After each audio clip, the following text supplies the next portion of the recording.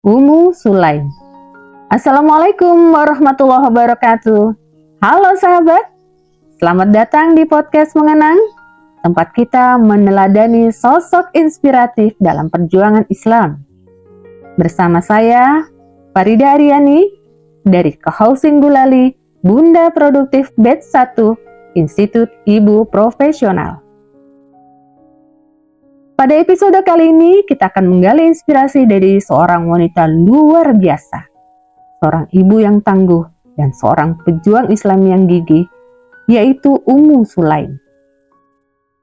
Ummu Sulaim adalah salah satu sahabat wanita yang memiliki peran penting dalam sejarah Islam. Beliau dikenal karena kecerdasan, keimanan, dan kesabarannya. Kisahnya penuh dengan inspirasi dan pelajaran berharga bagi kita semua. Mari kita telusuri jejak kehidupannya dan mengambil hikmah dari setiap langkahnya. Ummu Sulaim bernama lengkap Rumaiso Ummu Sulaim binti Malhan bin Khalid bin Zaid bin Hiram bin Jundab bin Amr bin Ghanam bin Adi bin An-Najjar Al-Ansariyah Al-Khazrajiyah. Ada yang menyebut Ummu Sulaim memiliki nama Rumaiso. Ada juga yang menyebutnya dengan Rumaiso, Sahlah, Hanifah, atau Rumaisah. Ummu Sulaim dilamar oleh Malik ibnu Nador. Buah pernikahan keduanya, lahirlah seorang anak bernama Anas. Ummu Sulaim termasuk orang yang masuk Islam dari kalangan Ansor. Dengan penuh keyakinan, Ummu Sulaim meninggalkan kebiasaan orang jahiliyah dari menyembah berhala. Tak mudah baginya untuk memeluk Islam, agama yang paling benar dan diridhoi Allah Subhanahu wa Ta'ala. Suaminya adalah orang yang pertama menghalangi niatnya berislam. Malik sangat marah begitu istrinya telah masuk Islam. "Apakah engkau telah musyrik?" Ummu Sulaim menjawab dengan penuh keyakinan dan keteguhan. "Aku tidak musyrik, tetapi aku telah beriman."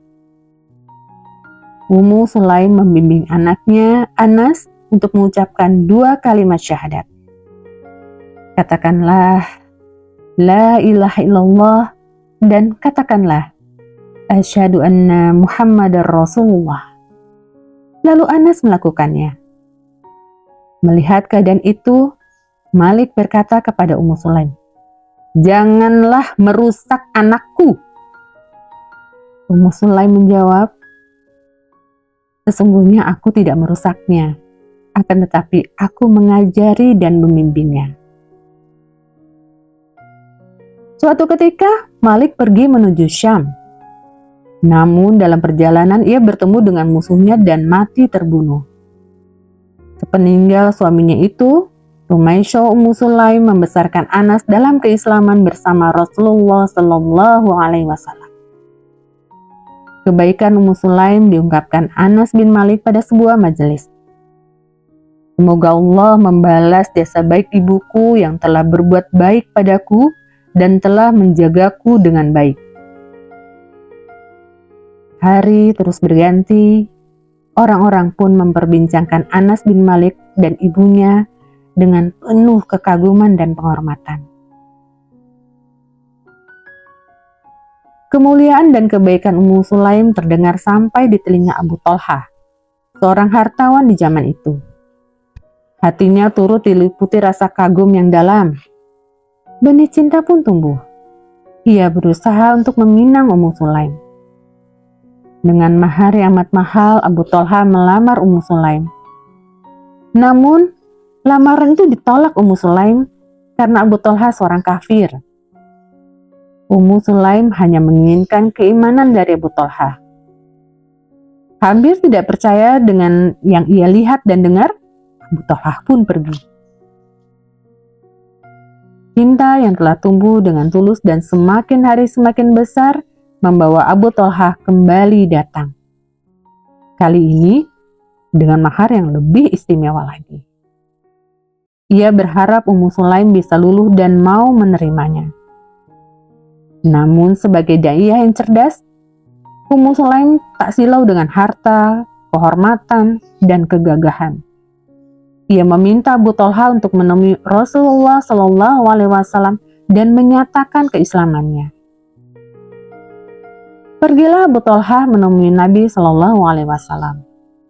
Ketika itu, Rasulullah SAW sedang duduk bersama para sahabatnya, lalu Abu Thalha datang dan mengabarkan apa yang telah dikatakan Ummu Sulaim terhadapnya.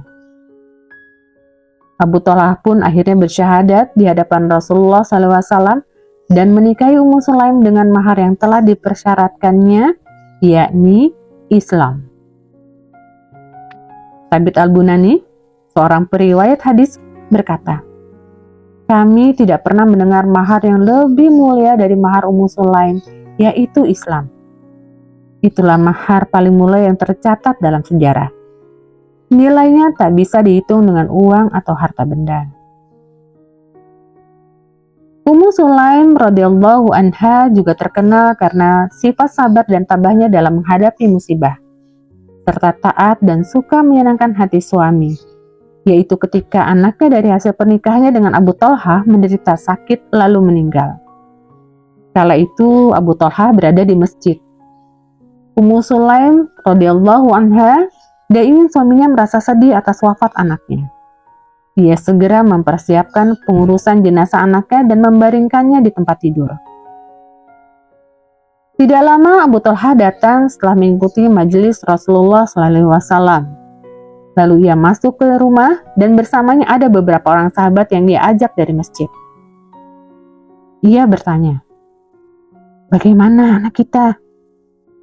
Ummu Sulaim menjawab, "Wahai Abu Thalha, sejak pertama kali sakit, baru saat ini ia terlihat paling tenang.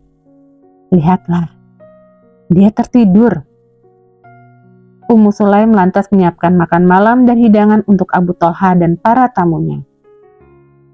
Setelah tamunya pulang dan Abu Thalha hendak beristirahat, kemudian Ummu Sulaim berdandan cantik yang belum pernah ia berdandan secantik itu.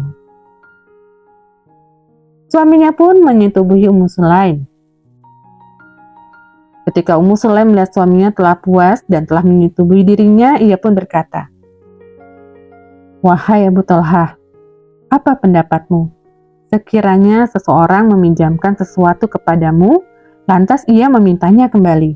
Apakah engkau akan menolak permintaannya itu?" Abu Thalha menjawab, "Tentu saja tidak." Ummu Sulaim berlalu berkata, "Sesungguhnya Allah Subhanahu wa Ta'ala telah meminjamkan anak kepadamu, dan sekarang dia memintanya kembali. Oleh karena itu, relakanlah dan bersabarlah." Mendengar ucapan istrinya itu, Abu Thalha sangat marah dan berkata, "Kenapa baru sekarang kau sampaikan hal ini kepadaku?" Ia pun bergegas ke tempat Rasulullah SAW dan mengabarkan apa yang terjadi.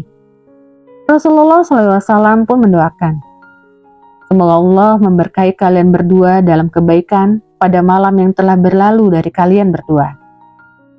Hadis riwayat Muslim nomor 2144. Tak lama berserang, Ummu Sulaim pun kembali mengandung. Demikianlah kisah Ummu Sulaim, seorang wanita yang menginspirasi dengan keimanan dan kesabarannya. Kisahnya mengajarkan kita tentang pentingnya mempertahankan iman, bukan mengejar dunia hingga meninggalkan agama dan bersabar di kala menghadapi ujian.